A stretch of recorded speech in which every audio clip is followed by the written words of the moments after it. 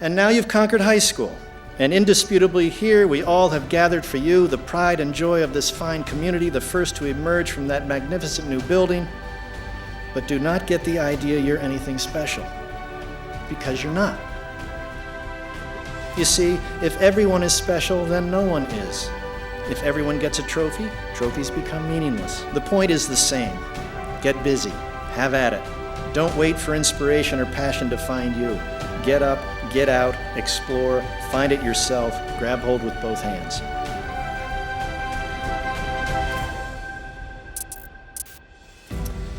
So here we are, commencement. Life's great forward-looking ceremony. And don't say, what about weddings? Weddings are one-sided and insufficiently effective. And then there's the frequency of failure. Statistics tell us half of you will get divorced. A winning percentage like that will get you last place in the American League East. The Baltimore Orioles do better than weddings. But this ceremony, commencement, a commencement works every time. From this day forward, truly, in sickness and in health, through financial fiascos, through midlife crises, and passively attractive sales reps at trade shows in Cincinnati, you will stay forever graduated from high school, you and your diploma as one till death do you part. Normally I avoid cliches like the plague wouldn't touch them with a 10-foot pole, but here we are on a literal level playing field. That matters, that says something. And your ceremonial costume, shapeless, uniform, one size fits all.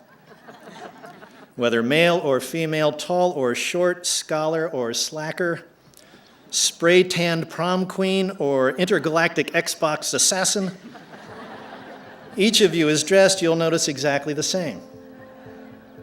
And your diploma, but for your name, exactly the same. All of this is as it should be because none of you is special. You're not special. You're not exceptional. Yes, capable adults with other things to do have held you, kissed you, fed you, wiped your mouth, wiped your bottom, trained you, taught you, tutored you, coached you, listened to you, counseled you, encouraged you, consoled you, and encouraged you again. And certainly we've been to your games, your plays, your recitals, your science fairs. Absolutely, smiles ignite when you walk into a room, and hundreds gasp with delight at your every tweet. And now you've conquered high school. And indisputably here we all have gathered for you the pride and joy of this fine community, the first to emerge from that magnificent new building. But do not get the idea you're anything special, because you're not. Across the country, no fewer than 3.2 million seniors are graduating about now from more than 37,000 high schools. That's 37,000 valedictorians.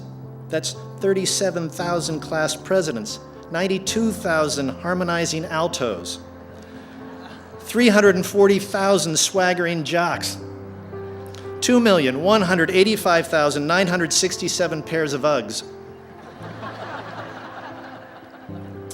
But why limit ourselves to high school? After all, you're leaving it.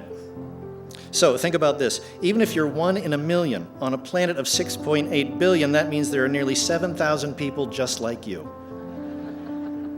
Imagine standing somewhere over there on Washington Street on Marathon Monday watching 6,800 yous go running by.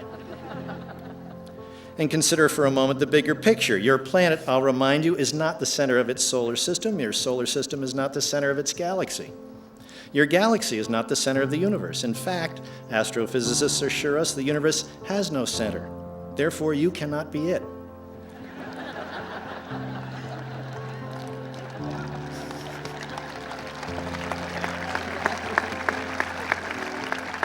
Neither can Donald Trump, which someone should tell him. Although the hair is quite a phenomenon. You see, if everyone is special, then no one is. If everyone gets a trophy, trophies become meaningless. If you've learned anything in your 4 years, I hope it's that education should be for, rather than material advantage, the exhilaration of learning. You've learned too, I hope, as Sophocles assured us, that wisdom is the chief element of happiness. Second is ice cream. Just an FYI. I also hope you've learned enough to recognize how little you know now. at the moment, for today is just the beginning. It's where you go from here that matters.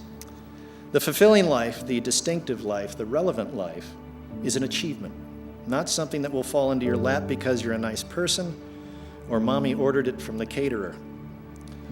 You'll note the Founding Fathers took pains to secure your inalienable right to life, liberty, and the pursuit of happiness. Quite an active verb, pursuit. Which leaves, I should think, little time for lying around watching parrots roller skate on YouTube.